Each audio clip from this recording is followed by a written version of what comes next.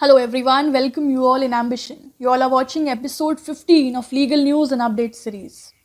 हाल ही में एक famous Bollywood actress Swara Bhaskar ने अपनी शादी की न्यूज़ सभी सोशल मीडिया हैंडल पर जाहिर की। उन्होंने फरहाद जरार अहमद नाम के एक व्यक्ति से शादी की है एंड इस न्यूज़ को बताते हुए उन्होंने अपने सोशल मीडिया हैंडल पर एक पर्टिकुलर लेजिस्लेशन को प्रेज़ किया। अब वो कौन सा लेजिस्लेशन है? That is special marriage act, जिसके अंडर उन्होंने फरहाद अहमद के साथ शादी की है। She wrote in her tweet that 3 cheers for special marriage act, at least it exists, gives love a chance. The right to love, the right to choose your life partner, the right to marry, the right to agency should not be a privilege. तो आज हम लोग इस episode में discuss करेंगे कि special marriage act क्या है, कौन इसके अंडर मैरिज कर सकता है, who can be gate married under SMA, that is special marriage act 1954, क्या प्रोसीजर है मैरिज का एंड कुछ अदर प्रोविजंस उस एक्ट के। तो चलिए शुरू करते हैं। स्पेशल मैरिज एक्ट 1954 ये पार्लियामेंट ने 9 अक्टूबर 1954 को पास किया था। ये बेसिकली सिविल मैरिज को गवर्न करती है, जिसमें स्टेट मैरिज को सैंक्शन देता है रादर देन रिलीजन। यानी कि ये जो लॉ है ये interfaith, inter religion, inter caste marriage को परमिट करती है।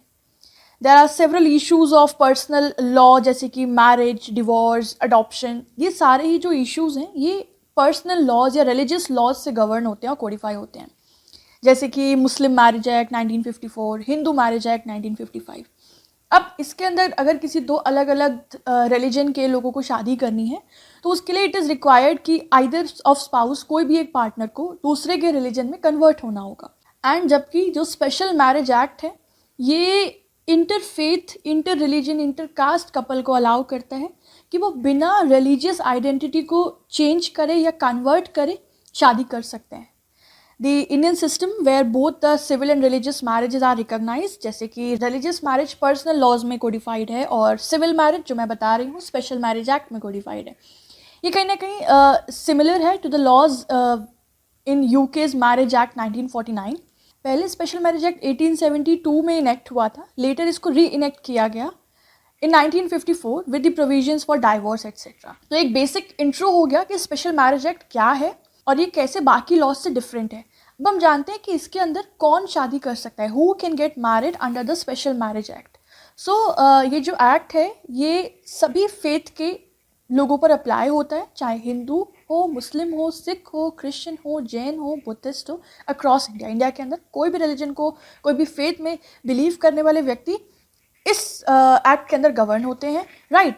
फिर भी कुछ, जैसे हम कहें कि कोई रेस्ट्रिक्शन नहीं, कुछ जो कस्टमरी रेस्ट्रिक्शन है वो इस एक्ट पर भी अप्लाई होती है, जैसे कि प्रोहिबिटेड मैरिजेस होती है ना, कि सपेंडा रिलेशनशिप में या प्रोहिबिटेड रिलेशनशिप में you can not get married, तो वो जो डिग्रीज ऑफ प्रोहिबिटेड रिलेशनशिप है वो यहाँ पर भी अप्लाई होती है to the couples who are suppose to get married under this special marriage act 1954, right.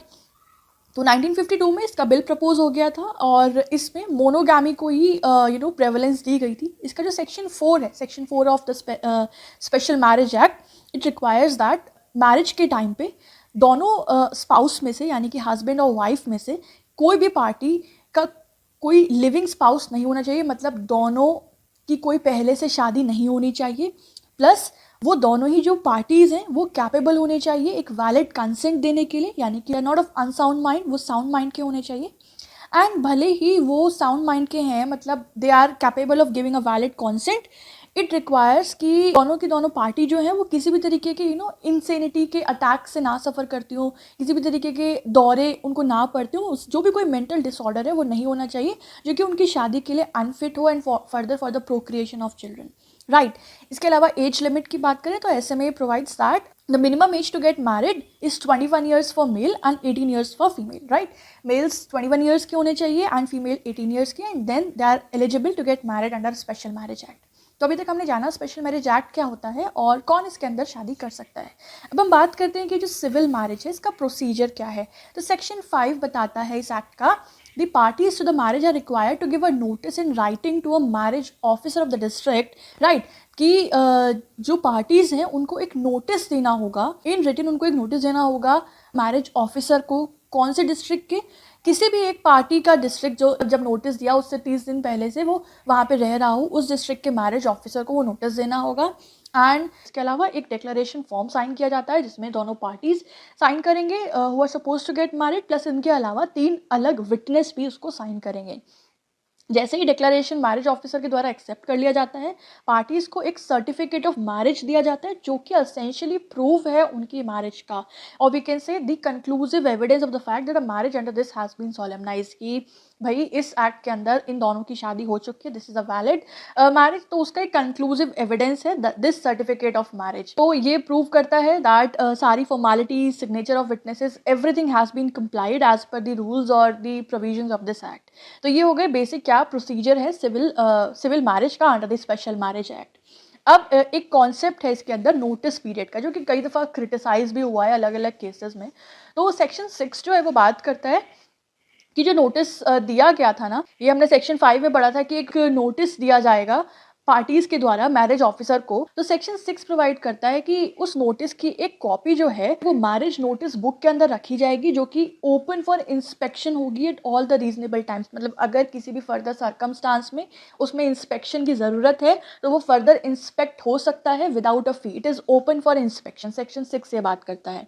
And जैसे ही मैरिज ऑफिसर को नोटिस मिल जाएगा, वो उस नोटिस को पब्लिश करेंगे ऑफिस के किसी कंस्पीशियस प्लेस में। What do we understand with the conspicuous place? It means कोई ऐसी जगह जहाँ से इट इज इजीली विजिबल और people can see the same. अच्छा, ये क्यों लगाया जा रहा है किसी भी कॉन्स्पीशियस प्लेस पे ऑफिस के?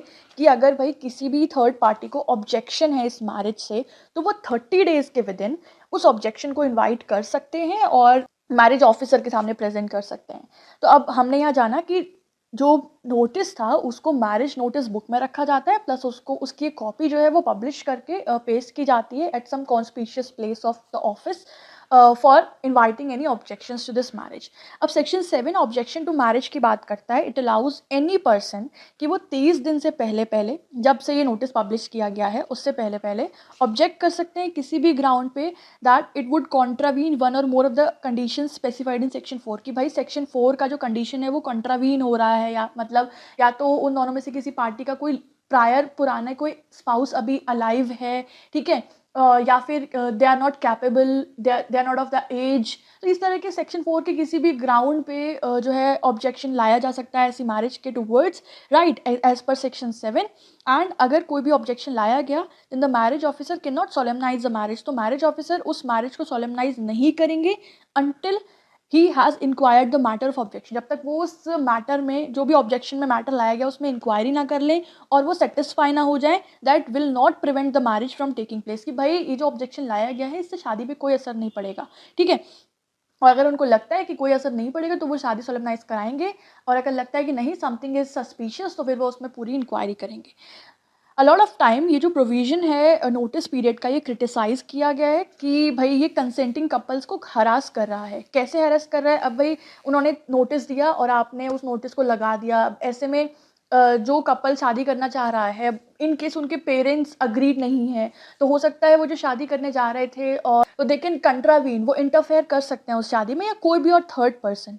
सो 2009 में दिल्ली हाई कोर्ट ने इस प्रैक्टिस को, this practice of posting the notice of intended marriage, उसको स्ट्रक डाउन कर दिया था, underlining the right to privacy.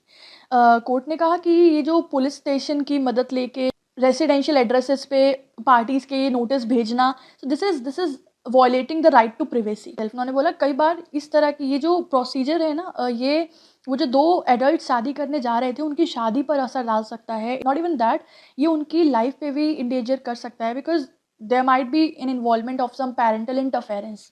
And very recently the requirement for a notice period has also been challenge. अभी फिर से ये जो नोटिस पीरियड का जो रिक्वायरमेंट है, ये जो प्रोविजन है सेक्शन 6 का, इसको चैलेंज किया गया है। जनवरी 2021 में इलाहाबाद हाई कोर्ट ने रूल किया दैट वो भी कपल स्पेशल मैरिज एक्ट के अंदर शादी करने जा रहे हैं, दे कैन चूज़, वो चूज़ कर सकते हैं कि अगर वो चाहें तो वो पब्लिश ना करें, not to publish the mandatory 30 days notice of their intention to marry. They can choose, उनके पास ये राइट है, राइट।